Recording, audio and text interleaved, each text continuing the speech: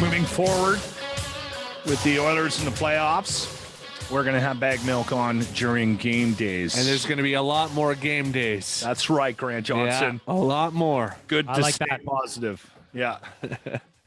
We'll start with Mike Smith in net tonight. Good idea, bad idea? I think it's a good idea. I mean, like, you kind of got to ride the horse that got you here. Yes, game one, horrible, but let's not pretend Mike Smith was the only one that did not have a good game in game one. You know, that's a good point. The way it started, awful, but you pull him out, he just gets to sit there and think about it. And if there's one thing we've learned about Mike Smith over the years, he actually kind of plays okay when he's facing a little adversity. Maybe he's been embarrassed a little bit, like in game one against the Kings, he had that big gaff, came back game two, had a shutout. I'm not necessarily expecting a shutout tonight, but I do expect a much better effort from the goaltender. On the other side of the ice, it's not like Markstrom played any better.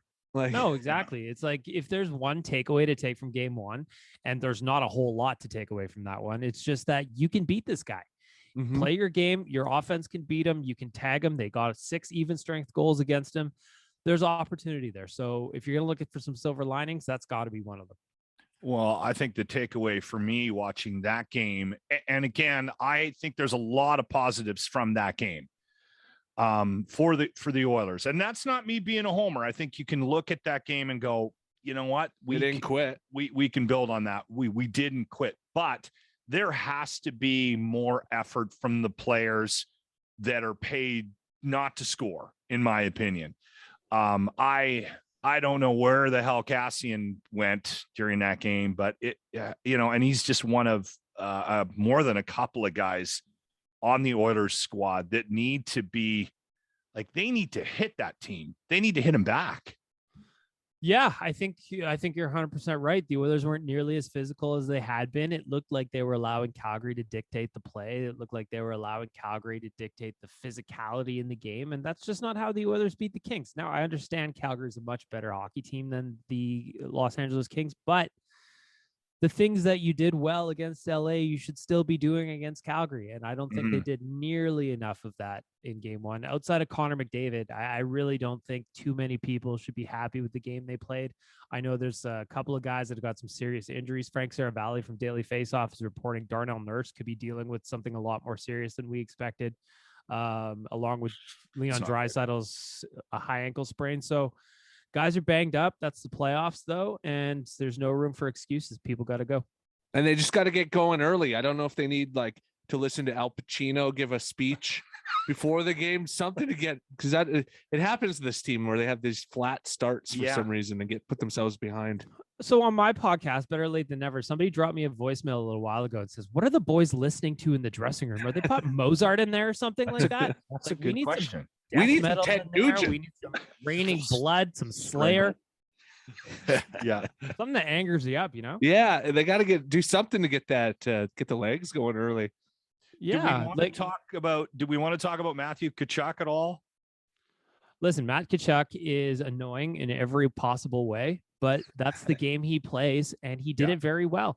Look at what he was able to do. He had Evander Kane completely off his game. In game one. Asked him if he needed some money. I mean, ultimately, that's a good chirp, you know? But a great chirp. But I think that he's playing the kind of game that's annoying. And like I think I said on our hit on Wednesday, you kind of got to let him slide and just ignore him. And if you ignore him, that's when he gets frustrated. But the Oilers could not do that in game one. He ended up scoring a hat trick. The thing I found about interesting is that his dad would not throw the hat, which we've been talking about that this morning. It wasn't even like a hat that Gretzky gave him. It was like a hat from a bar in St. Louis. Yeah. Well, so that tells me that Brady Tkachuk is the favorite son here. So I think that's important to note. But it's just, you gotta leave Matthew Tkachuk alone. Like, his game is to annoy you, and he did a really good job of it on Wednesday, and the Oilers need to do a better job of just kind of ignoring him tonight. What was the other chirp? Something about how do you eat with no hands? Was that I didn't hear that one. I heard that. Sounds about right. Do you think we're going to have a series like game one? Is this going to be all 7 games, or do you think we're going to get a bit of a roller coaster where they're going to lock it down and both goalies are going to stand on their heads and we're going to have like a 1-0 victory at the, in overtime tonight kind of a thing. I cannot imagine we're going to get another 9-6 game. Like you just look at the man. Well, you never know. I didn't expect it in game one either, but you look at the coaches afterwards and they were both just so annoyed by how their teams played, even though like Daryl Sutter was mad about how the Flames played, even though they won by 3 goals. So I think that both sides want to lock it up, because when you have that many goals going out in a single game, well, I mean, it was fun to watch. The comeback was a lot of fun. Well, temporarily anyway, but you got to lock it down. You can't play like that for 7 games. It's just, I just can't imagine it. So tonight they're going to kill us if they do. Like, I don't think I can do that. I don't think I have it in me. Also the up and down of, well, I guess I'm going to bed. Oh no, they scored. I'm back. Like, I gotta get another beer. Yeah, you got to stock up, because there's going to be victory beers. There's going to be stress beers. I still think this is a long series. I don't think one game says too much about what's going to end up happening. But ultimately, the Oilers have a laundry list of areas to improve in, and they need to check off as many as they possibly can tonight. Where is Oiler Nation watching the game tonight? Yeah, we are at the Pint White Ave. So we're going to have a bunch of prizes tonight.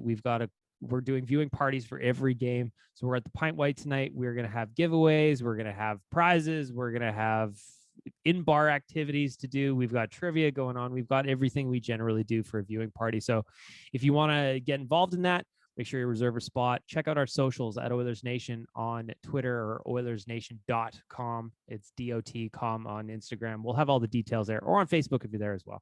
Battle of Alberta continuing tonight. We've got an 8:30 puck drop, and Oilers Nation, the Pint on White, if you want to hang out with Baggedmilk and the boys. Thank you for your time, my friend.